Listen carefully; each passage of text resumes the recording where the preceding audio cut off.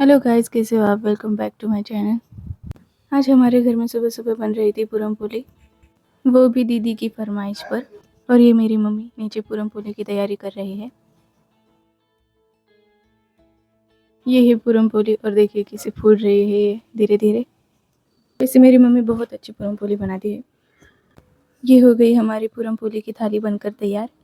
वैसे आपने कभी पूरम पोली खाई है? कमेंट करके ज़रूर बताना मुझे।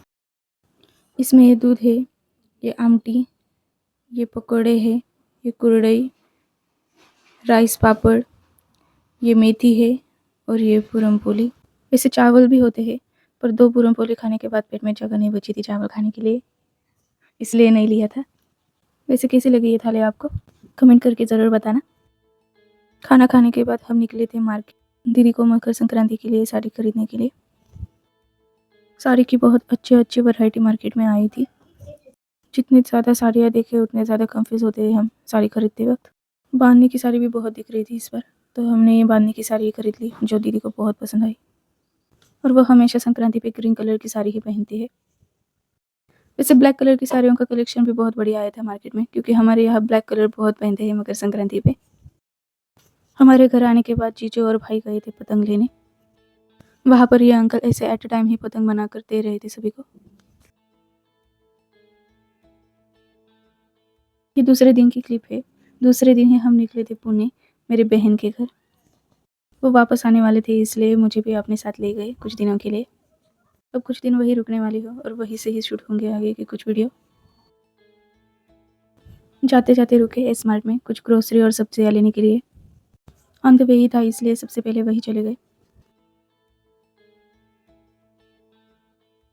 सुबह जल्दी निकले थे सिर्फ चाय पी के, इसलिए बीच में नाश्ता भी कर लिया और साथ ही एक जगह चाय भी पी ली और बच्चों के लिए कुछ स्नैक्स लिए थे, क्योंकि घर जाने में थोड़ा सा वक्त था अभी। एजेंट का फ़ोन भी आया था, इसलिए हम कुछ फ्लैट्स देखने के लिए चले गए थे।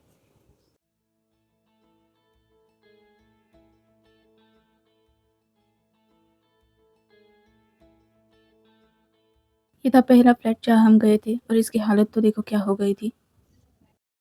पंछियों ने पूरा ख़राब करके रख दिया था ये फ्लैट। बालकनी में नेट नहीं था, इसलिए पंछियों ने पूरा ख़राब करके रख दिया था। बालकनी में भी पूरी गंदगी छाई हुई थी यहाँ। विंडो से व्यू कुछ ऐसा दिख रहा था यहाँ से, और ये 7th फ्लोर पर था, पर हाईवे से बहुत ज़्यादा दूर था ये। बाहर से निकले और वापस दूसरे फ्लैट देखने के लिए चले गए। वैसे ये वाला फ्लैट बहुत अच्छा था और इसकी साइज़ भी थोड़ी सी बड़ी थी। इस बिल्डिंग के पीछे ही एक कॉलेज है, ये इसकी अच्छी बात थी। साथ ही में स्कूल भी बहुत दूर नहीं था, 5 मिनट के वॉकिंग डिस्टेंस पे था। साथ ही में इसकी बालकनी भी कवर थी। छोटे बच्चे साथ में हो तो ओपन बालकनी रिस्की लगने लगती है। बालकनी से व्यू कुछ इस तरह से दिखाई दे रहा था। पुणे में फ्लैट की साइज़ कम और प्राइस ही ज़्यादा है। बड़े फ्लैट की कीमत तो सीधे करोड़ों में ही है। पुणे सिटी है भी बहुत बढ़िया, इसलिए सभी को पुणे में रहना ही पसंद है। पर कभी मैं भी अपना खुद का फ्लैट ले पाऊँ पुणे में, यही चाहूँगी। फ्लैट देखने के बाद चले गए हम घर, और हम सुबह 7 बजे निकले थे जो सीधा 2 बजे घर पहुँच गए। थक गए थे, इसलिए खाना बनाने का बिल्कुल भी मन नहीं था, तो जीजू ने 2 सब्जियाँ ऑर्डर की थी।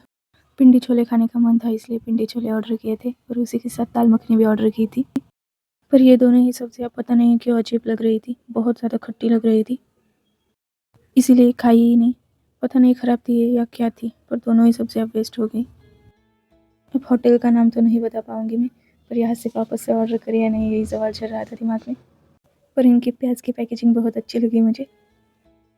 इवन सब्जियों से ज़्यादा तो प्याज ही अच्छा लग रहा था खाने में। बस यही था मेरा आज का ब्लॉग। जल्दी ही मिलती हूँ न्यू ब्लॉग के साथ। कैसी लगी वीडियो कमेंट करके ज़रूर बताना, और ऐसे ही नए नए ब्लॉग देखने के लिए लाइक शेयर एंड सब्सक्राइब भी ज़रूर कर देना। मिलती हूँ नेक्स्ट वीडियो में। Stay tune.